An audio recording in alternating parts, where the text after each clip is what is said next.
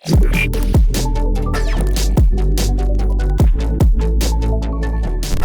Josh Boaz, Managing Director and Co-founder of Direct Agents, and with me is Jackson Richards, our VP of Strategy, and who heads all of our Web3 initiatives.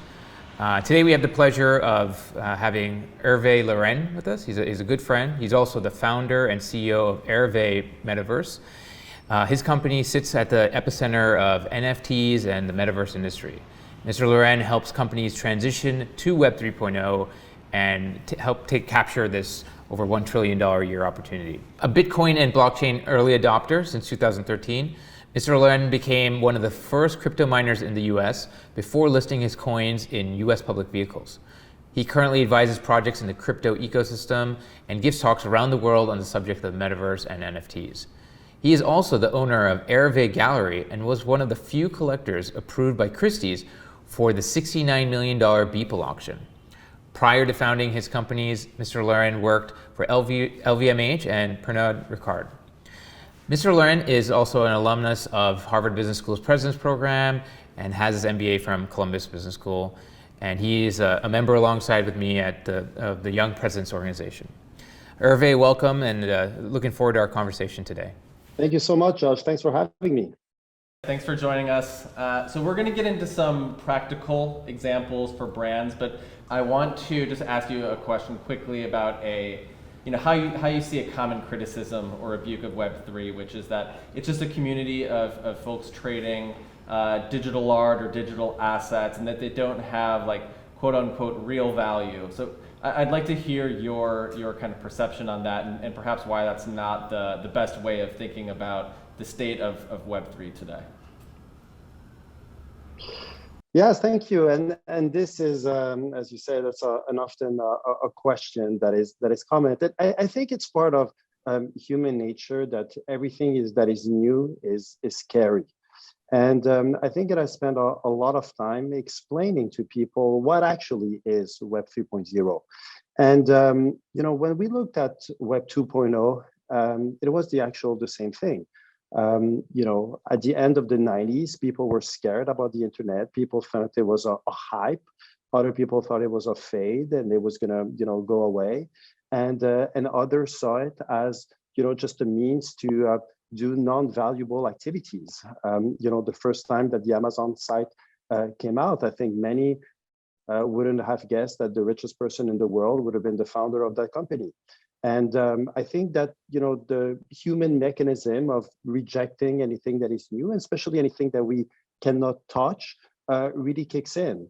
But we have seen with Web 2.0 that, when you look at the 5 most valuable companies in the world right now are all digital companies. And now with blockchain technology, we're not only going from a world of using the internet from reading and writing, but adding that third dimension, which is owning. So with blockchain, we write, we own, we write, we read, and now we can own digital assets. And, as we spend more time in the digital world will have more and more value. At the end, it's the attention span of people that are going to go to that categories. And now with Gen Z, you have an entire cohort of individuals that were born with the internet.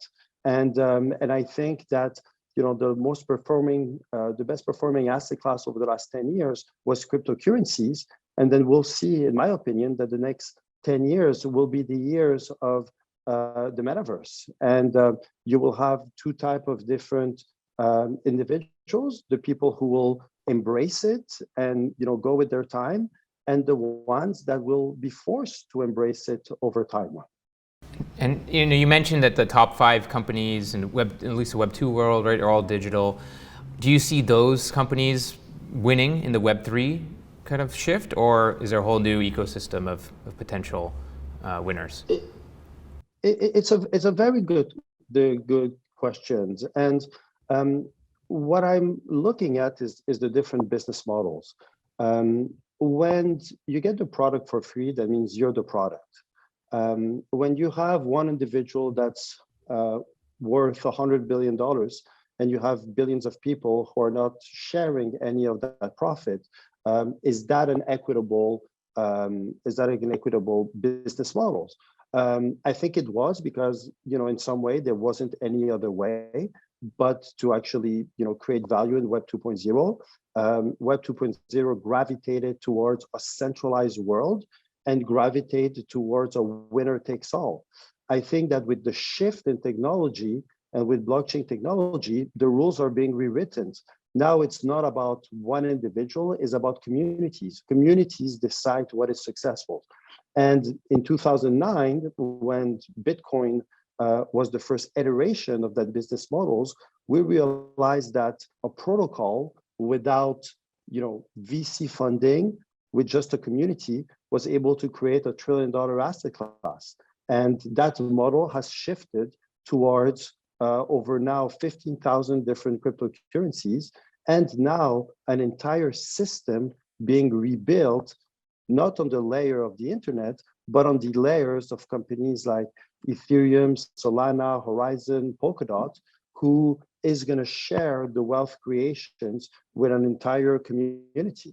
So you just mentioned community, right, around tokens, around NFTs, and I think for a lot of brands who are eager to take their first step into this new world, this Web 3.0 world, I think they know there's an opportunity to help build communities and with their customers around their brand, but they're not really sure what their first step to take is. So what would you say is a good first step or way for brands to start thinking about their first steps into Web 3.0? Would you say it's more like, should be more around NFTs or tokens for the brand, or just go right in and create some sort of immersive metaverse experience around your brand? Yeah, so when we advise clients on their first steps, the first thing I think that is important is that they are committed to the space itself, that they understand that Web3, that we're entering the decade of Web3 right now. I often say that brands should commit 5% of their marketing budgets towards Web 3.0. And then when they've pass by and say, now I'm really want to jump in within the space and start to explore, we have a long-term vision around it. What is going to be my roadmap for the next 1 year, 2 years, 3 years, 5 years, 10 years? And what are we going to try to do? And then we analyze a little bit where the brand is at. Do they have a big community in Web 2.0? How do we monetize that communities? Generally, on the typical scenario, they will start by implementing an NFT strategy. NFT strategy could be not only digital art, but really a membership club. So, for example, the case study within the space is Bored Ape Yacht Club, 10,000 different NFTs. But those different 10,000 NFTs are a membership. You have to look at the NFT as a utility NFT, a real use to it. The same way that your American Express credit card, you don't look at it for the art that's in front of the card, you look at it for the utility. Once you have that NFT, what are going to be the benefits? Am I going to have special merchandise that is going to come with it? Am I going to have access to specific events? Am I going to be part of a community that I want to be associated with? And from there, the value of your NFT actually increases as more and more people want to be in that community. So I would say that the NFT is usually the first step to go through. Afterwards, you have their presence within the metaverse. We saw with the Decentralization Fashion Week last week, you had dozens of brands that came in, and all of them came in with a unique experience. I think about Estee Lauder, who would be giving glows to avatars. So if you had an avatar in the metaverse in Decentraland, you would go under the Estee Lauder bottle, and it would put a glow on you that you could select and walk around with the Estee Lauder glow for your avatar. So when you think about these types of marketing tools, that didn't exist, even a few months ago. And all of a sudden, we're just opening up to a completely new market. And then, depending on the success of their NFT series, of their metaverse, then they can decide on creating a token that will require a much wider community. And those are usually the first three steps that they have to think about and go through when they enter their metaverse journey. So I think some of those examples you mentioned, they're great examples of what some, I think forward-thinking brands have done so far. But I think some other marketers might, or brand managers or any sort of, company leadership might hear those examples and think, that's interesting, that's fun, but that doesn't necessarily mean anything for my bottom line today. So why should brands think about getting involved today? It makes sense to me, right? You think about Amazon launched e-commerce, 5 or 6 years before Target did, and look how they ended up owning e-commerce. Do you think it's going to be something similar to that, where where brands start placing little strategic bets now that they'll pay off sooner for those companies that are willing to kind of take those steps today? Yeah, the great things about Web 3.0 is that you can see the financial returns that you get immediately. We often say that 50% of my marketing budget goes to waste. I just don't know which 50%. Well, with Web 3.0, we actually know what the return on investment is. So when you put a series of 10,000 NFTs and you sold them for 1 Ethereum, which is about over $3,000, and you make $30 million by selling this, that is going to have an impact on the bottom line. Not only this, but each time that an NFT is transacted, the company gets a percentage of the secondary sales. So you potentially have passing incomes for the years to come. And I think that there was a movement that happened towards Web 3.0 because now the market cap of the entire industry is $2.3 trillion. Because it's a double-digit growth, because large Web 2.0 companies are changing their name because they realize that this is a big opportunity and they realize that their business model is in danger. And I think that what often people don't realize is that Web 3.0 cannot be bought. What do I mean by that? Is that when you're a traditional centralized business, the business model was for a very long time. I have a startup. I'm going to be big enough to be noticed by the big 5 companies. And then that's my exit strategy. When you look at the Web 3.0 company for like Decentralization, for example, it's a small market cap. It's about $10 billion. One of the big giants Web 2.0 company could have the funds to actually buy these types of businesses. But what is different is that it cannot be bought. It cannot be bought in the sense that this is a decentralized organization, meaning that you have a network and it's impossible to buy the entire network. The same way that a country cannot buy Bitcoin. You can buy shares of Bitcoin. You can buy a lot of Bitcoin. In fact, you can buy for billions of dollars worth of Bitcoins, but you cannot buy the Bitcoin corporations. Why? Because there is no Bitcoin CEO, there is no Bitcoin company, there is no Bitcoin office. You can just buy a share of the network. So right now you have the Web 2.0 companies who sees those metaverse, those decentralized metaverse, and they says, well, the only way to be part of it is actually to buy land in it. So it puts everybody in equality. In other words, if you're a small mom and shop retailer, or you are big corporations, the only way to be part of it is actually to buy pieces of land, to build a business, and to promote and to grow that business. So I think that's where the difference is that not only are you able to have the opportunity to buy it like big companies, but on top of that, you actually have ownership of it.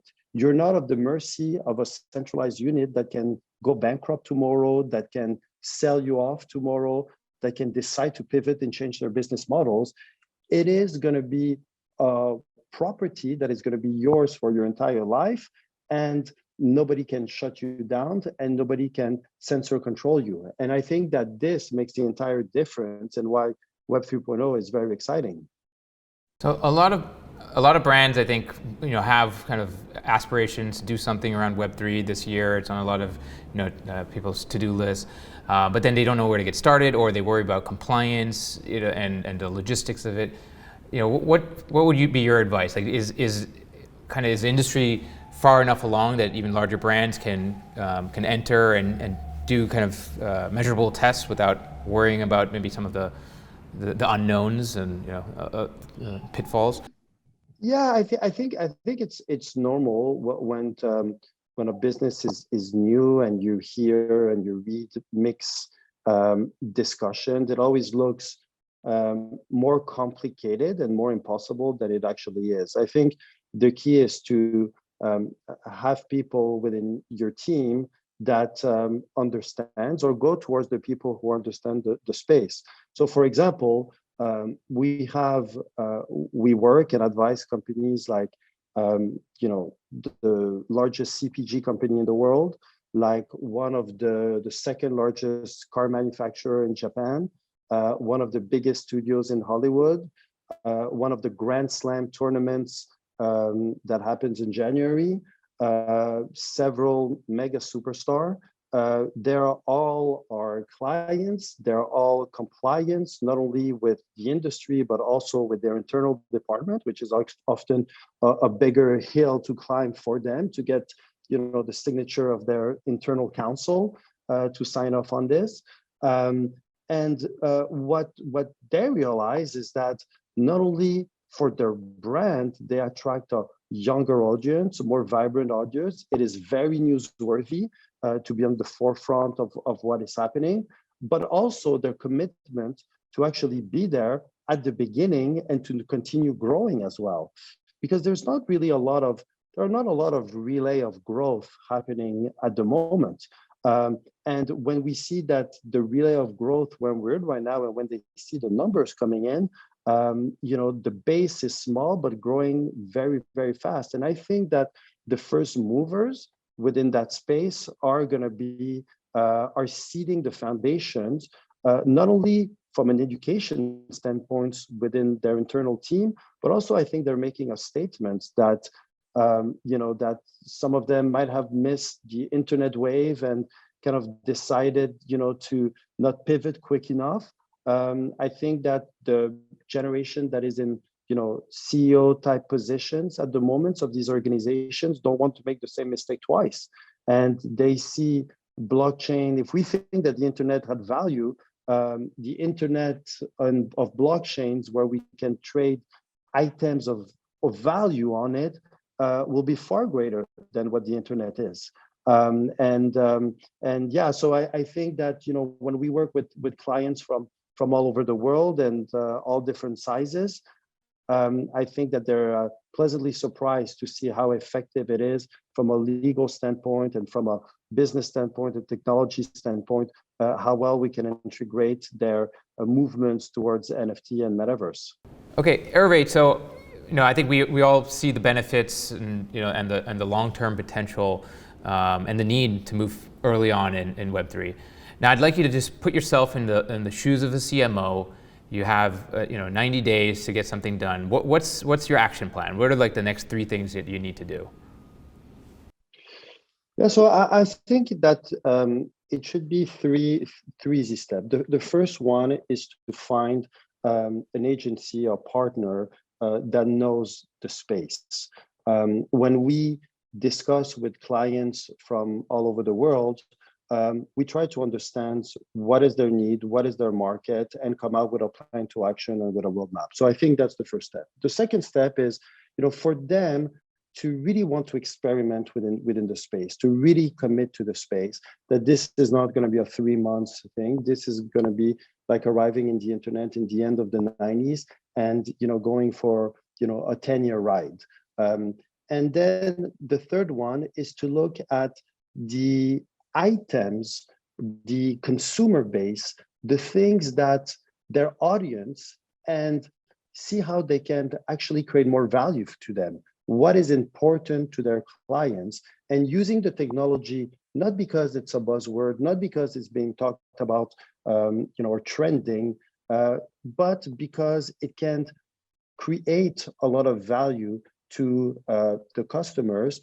And there's a lot of value that these companies can give back to their users and make a significant return on it. So the technology is there to enhance the experience.